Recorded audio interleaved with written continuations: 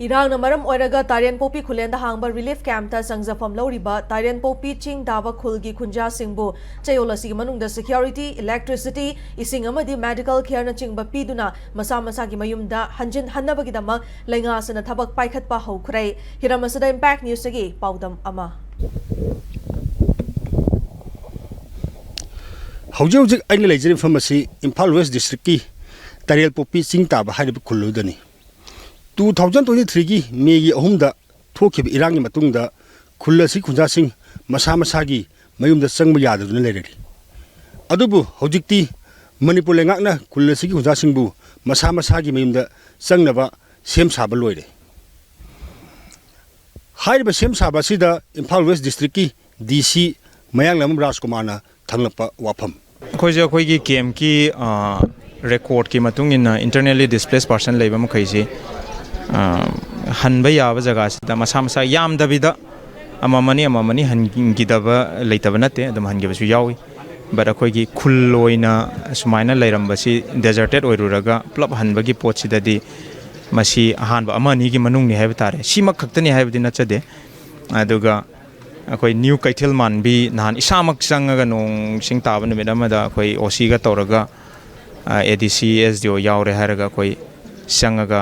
केम तना कमाइन लेरी अंदगी लंच अमा सामिनरे हरगा केम के मखै तो कोई अखोय अमुक संग मफम दो येंगा मोइगी मयुम मखै हान लेरमे खोलम सिंग कोई प्लब येंगुई युमला कुनगा माथोइनी को अदुगा सिक्युरिटी न कदाय वाइद लेहोब खोलो बाइद मफम चलगा इजु येंगमी को एसपी गसु याम क्लोजली कोऑर्डिनेट तौरे हरगा सेंट्रल टीम सीआरपीएफ की करीगी लेरिबा कोई एमआर की लेरिबा डिस्ट्रिक्ट पुलिस की लेरिबा मैम से जॉइंट एफर्ट मोइना खोंथांग थांगेगा ngarang muksu instruction new kaitel man bi side kisu khoi yumla kunma thoi sigi khoi sumaina ngasi TAIRENPOKPI da tawri sumaina khoi TAIRENPOKPI gi sing tawa da khoina yeng bi sumaina song gi su yengi sisu yengi mamang haigat ki bada khoi gi se khurkhul and other areas awang thangrom side ta leiriba sing sida so khoi madu gi plan ama develop khoi chok out tawra ga di leire ko aduga hoi public sing na so moi ju meeting pham me haraga khoi isagi keno da han lasi haibagi khongthang ji lorpa matam da khoi na su district administration na su masida pangba yaba tawba yaba adagi haktheng na isamak sida lai haraga tabak ton thorangai gi potuni aduga ngasi jo khoi sengba su hore adagi district administration site gi su khoi napi sing bi songjil le ko chele mayam sida kapthokpa khotokpa adagi khoi gi sida ngasi team live sing sida district administration adagi health ki team phd gi singi ko mai gi adamaina plop lagminare haraga moida khoina pigado support sing je khoi tanamina bani aduga thubada yumla sida yumlak moi gi humpu muk leiriba sigi khoi complete account detail kari kanai plop ready da leirabani aduga moida su masigi support financial support sikakta natana other government ki support sing su pire haraga khong thangminanaba punna khong thangminanaba madugi step tu launanaba yengsin balak sabani government ki whatever hana gi leijari bama gi support ration support oigera the relief camp ta leram bagi support piri base masi adum chathagi gani ko ngasi ma khonge haraga madugi support tu lep kani abnate support chathagi gani amarom da khullasi kunja singna lenga ne prek liba lupa lising humdra manga gi senfam masina masa masa gi mayum masibu semjanduna changba ngamgadra haina mi paina hori yum majide khoju hongjanninge yam laininge yumda yumje khoina yumda lakwa matamde mitta pitai ba yumje langtho thamam bo yam nungai deba